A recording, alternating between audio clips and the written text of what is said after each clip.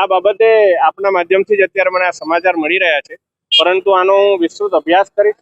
જ્યાં સુધી હું મારા અનુભવની વાત કરું તો અમારે તો એક વ્યવસ્થિત સંકલન પણ થતી હોય છે અને કોઈ પણ પ્રશ્ન હોય છે તો અમે યોગ્ય પ્લેટફોર્મ પર પછી એ સરકારમાં રજૂ કરવાના હોય છે કે અધિકારીઓને રજૂ કરવાના હોય છે, અમે લોકો કરતા હોય છે.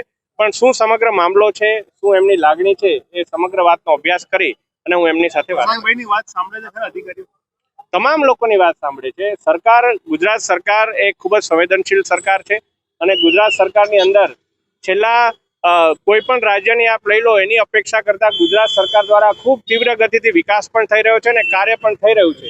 ત્યારે મને મારું એવું માનવું છે કે કોઈ પણ ગેરસમજ હોઈ શકે, એની અંદર અધિકારી સાચા કે ધારાસભ્યો સાચા કે એવું ન હોય, તમામ એક ટીમ જ છે. ચૂંટાયેલા પદાધિકારી અને અધિકારી તમામ લોકો એક ટીમ બનીને જ કામ કરવાનું હોય છે.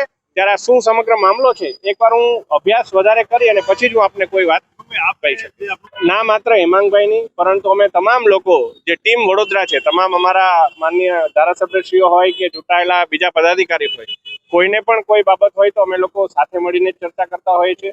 આપે આજે વિષય કીધો છે એ બાબતે હું ધારાસભ્યશ્રીઓ સાથે પણ વિસ્તૃત ચર્ચા કરી અને શું આખી વિષય છે એ પણ જાણવાનો પ્રયત્ન કરીશ.